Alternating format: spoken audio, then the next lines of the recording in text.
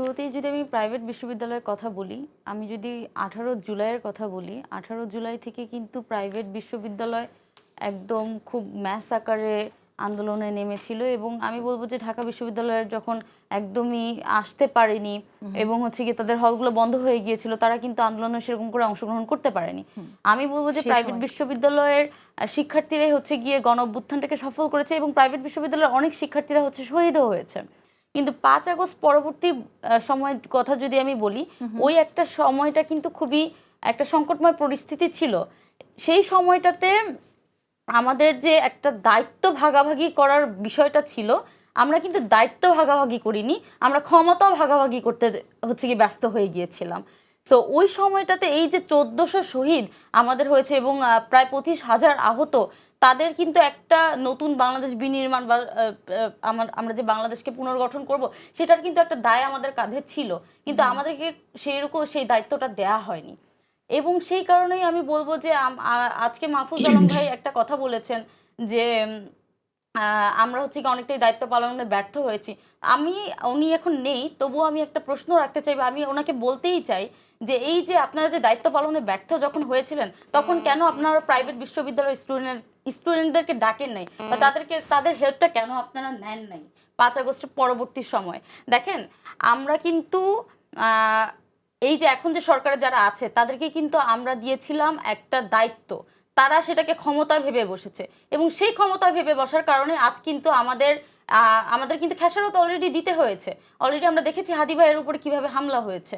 এবং আপনি যদি প্রশ্নটা যদি আপনি করেন যে প্রাইভেট বিশ্ববিদ্যালয়ের স্টুডেন্টরা পরবর্তীতে কেন আসেনি বা তাদেরকে কেন স্টেক দেয়া হয়নি, এখন আসলে কি করতে চায়, আমি বলি তাদের দায়িত্ব থেকে তারা আসলে বাংলাদেশের ইতিহাসে আপনি যে কোনো প্রাইভেট বিশ্ববিদ্যালয়ের স্টুডেন্টদেরকে কিন্তু ওরকম করে রাজনৈতিক চর্চা তাদের নেই।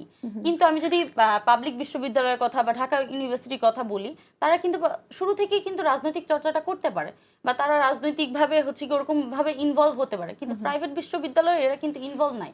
আসলে আমরা প্রাইভেট বিশ্ববিদ্যালয়ের স্টুডেন্টরা অনেকটাই ডিসঅ্যাপয়েন্টেড, কারণ আমরা যেই কারণে রাস্তায় নেমেছিলাম, আপনি দেখবেন আমরা কিন্তু কোনো গুড রিজন ছাড়া প্রাইভেট বিশ্ববিদ্যালয়ের স্টুডেন্টরা রাস্তায় নামবে না, রাজপথে নামবে না তারা।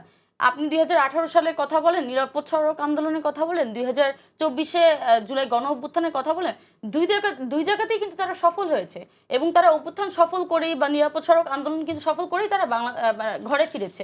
কিন্তু ঘরে ফেরার পরে যখন তারা বিভিন্নভাবে দেখছে যে ওই যে তাদেরকে দায়িত্ব দেওয়া হচ্ছে না বা সবাই নিজেদের মতো করে ক্ষমতা ভাগাভাগি করতে আসলে ব্যস্ত হয়ে গিয়েছে, কিন্তু দায়িত্ব তাদেরকে ওরকম করে দেওয়া হয়নি, আমরা ডিসঅ্যাপয়েন্টেড, প্রাইভেট বিশ্ববিদ্যালয়ের স্টুডেন্টরা ডিসঅ্যাপয়েন্টেড এবং তারা ওই জায়গা থেকে আস্তে করে সরে এসেছে। এবং তারা যখন দেখেছে যে আমরা মানে বাংলাদেশ পুনর্গঠনের ক্ষেত্রে বা সার্বভৌমত্ব রক্ষার ক্ষেত্রে যে দায়িত্বগুলো আসলে দেওয়ার কথা ছিল, সেগুলো আসলে আমাদেরকে ওরকম করে দেয়া হয়নি, আপনাদের দেয়া হয়নি। আচ্ছা, আমি একটু এটা কেন আসলে আপনারা বঞ্চিত হয়ে গেলেন যে দায়িত্বটার কথা বলছেন, সেই জায়গা থেকে যদি খুব ছোট করে বলেন কিভাবে হলো? আমি বললাম যে 5 আগস্ট পরবর্তী সময়ে আমাদেরকে আসলে আমরা সবাই মিলে যে ওই যে ঐক্যটা ধরে রেখে যে আমি যে কালচারাল চেঞ্জটা বা সিস্টেমেটিক চেঞ্জটা আমরা প্রাইভেট ইউনিভার্সিটি স্টুডেন্টরা চেয়েছিলাম। এখন আপনি বলতে পারেন কিসের কালচারাল চেঞ্জ? এই যে আপনি দেখবেন যে অনেক স্টুডেন্টরা নিজেদের মতো করে রাস্তায় নেমেছিল, তারা রাস্তা ক্লিন করছিল, তারা গ্রাফিতি অঙ্কন করছিল, তারা হচ্ছে গিয়ে ট্রাফিক কন্ট্রোল করছিল। এই জিনিসটা কিন্তু বন্ধ হয়ে গিয়েছে, আমরা কিন্তু এটা চালু রাখতে পারিনি। বাট প্রাইভেট বিশ্ববিদ্যালয়ের অনেক স্টুডেন্টরা কিন্তু সেগুলো তারা নিজেরা করছে। আমি নর্থ সাউথ ইউনিভার্সিটি, আপনি যদি বসুন্ধরা গেটে যান, কত স্টুডেন্ট তখন হচ্ছে গিয়ে নিজেদের মতো করে গ্রাফিতি অঙ্কন করেছিল এবং অনেকে কল দিয়ে বলেছিল আমাকে যে আপু, আমি হচ্ছে গিয়ে ট্রাফিক কন্ট্রোল করতে চাই, আমাকে একটু বলেন যে আমি কোথায় ট্রাফিকটা কন্ট্রোল করব। এই জিনিসগুলো তো আমরা চর্চাতে রাখতে পারিনি এবং এগুলো যখনই আমরা চর্চাতে রাখতে পারিনি, তখনই ওই যে আমাদের মধ্যে ওই যে আমরা ঐক্যটাও ধরে রাখতে পারিনি, আমাদের মধ্যে বিভাজন তৈরি হয়েছে এবং আমাদেরকে সেরকম করে দায়িত্ব দেওয়া হয়নি। তারা নিজেরা আমি বলবো যে তারা ক্ষমতায় বসছে। তারা আমি বলবো যে যারা হচ্ছে গিয়ে আমি এখন নুসরাত আপু আছেন, বাকিরা সবাই যারা ছিলেন, অনেকে তো সরকারে বসেছেন। ওই যে আমি বললাম যে তারা তো সরকারে বসেছেন, তারা এটা ভেবেই বসা উচিত ছিল যে আমাকে একটা দেশ পুনর্গঠনের দায়িত্ব দেওয়া হয়েছে, বাট তারা সেটাকে ক্ষমতা ভেবে বসেছেন। আমরা বলবো যে জুলাইয়ের সম্মুখ সারিতে যারা ছিলেন তারা নিজেদের মতো করে এখন আপনারা কি ভাবছেন? মানে আমি আপনার মন্তব্য যদি শুনি যে এরকম একটা অস্থিতিশীল পরিস্থিতি এখন দেশে, আপনারা এখন কিভাবে ভূমিকা রাখতে পারেন আপনারা? আচ্ছা, সলিউশনের কথায় যদি আমি আসি, সেক্ষেত্রে আমি বলবো যে এক কথায় আমাদের দৃষ্টিভঙ্গি। আমাদের দৃষ্টিভঙ্গিটা কেমন? ধরেন আমার ঘরে আগুন লাগলো বা আপনার ঘরে আগুন লাগলো, আপনার সন্তান কাচের বোতলে করে পানি এনেছে, এটা কিন্তু মুখ্য বিষয় না।